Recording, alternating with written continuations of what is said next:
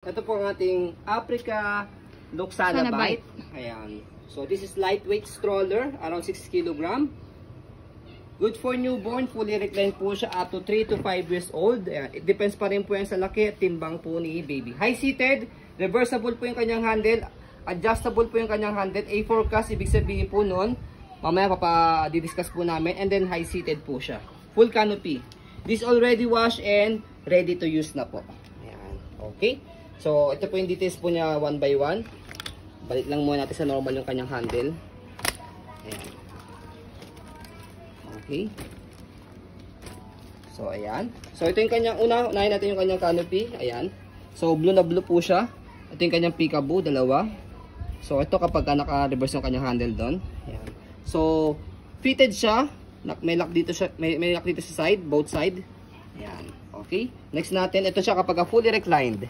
Kompleto po yan with newborn pad sa head saka sa body. Pwede nyo po tanggalin nyo kapag toddler na si baby. 5 harness, safety safe si baby. Wala po siyang putol. Press natin dalawa. Ayan, okay. And then, yan po siya kapag fully reclined. Adjustable yung leg rest niya.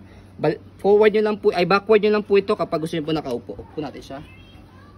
Ayan, okay.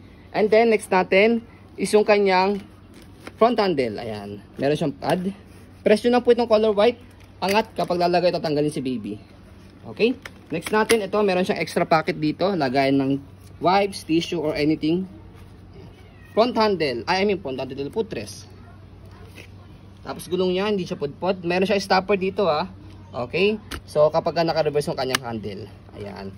Easy to maneuver, nakikita nyo. Nag-swivel siya na maayos. Body frame, ayan. So, puting-puti siya, hindi siya naninilaw. Kasi kapag naninilaw, alam nyo naman po yun, overuse na po siya. Tape lang to, tanggalin nyo na lang. May scratch okay, there. Ayan.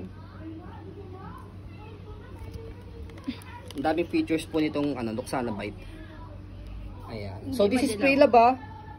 So, expect minimal scratch. Yan. Kung gusto niyo po ng walang scratch, brand new po yun, 34,000. Yan. So, gulong niya, and then stopper. Ayan. Okay. Okay, all Rewash na lang kamo yung basket. Tapos basket niya ito, punasan nyo na lang po siya ng tissue. Pwede yung brushin. Ayan, pwede nyo siyang brushin. Ayan, okay. And then next natin, dito siya ina-adjust kapag gusto nyo po siyang iupo, atakin nyo na po itong dalawa. Pag gusto nyo naman po siya ihiga, shoot daliri, pull down. Ayan, fully reclined. Okay.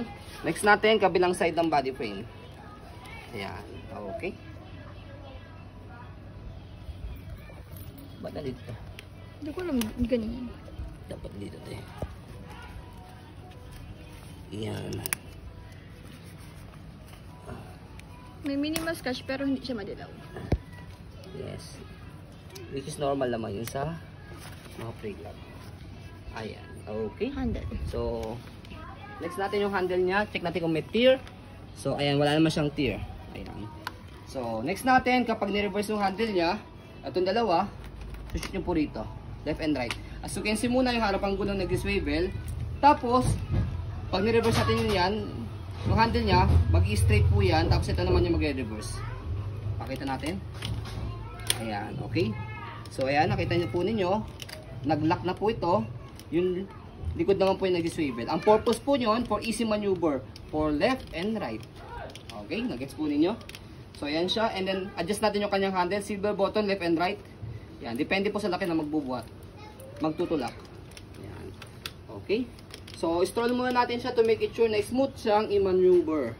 Wala siyang problem regarding sa kanyang mechanism. Ayan, okay. So, next natin, fold natin siya. Balik lang natin yung kanyang handle.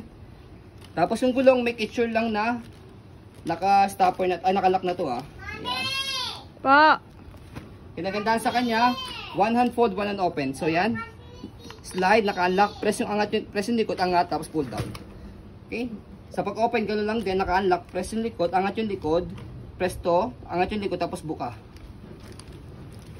Diba? Kaya, napakadali lang po niyang i-open sa kay-fold. The hassle sa pag-open sa ka-fold. One hand fold, one hand open.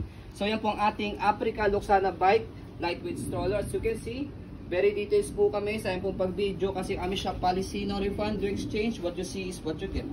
So, yan po maraming salamat. Have a nice day and God bless po.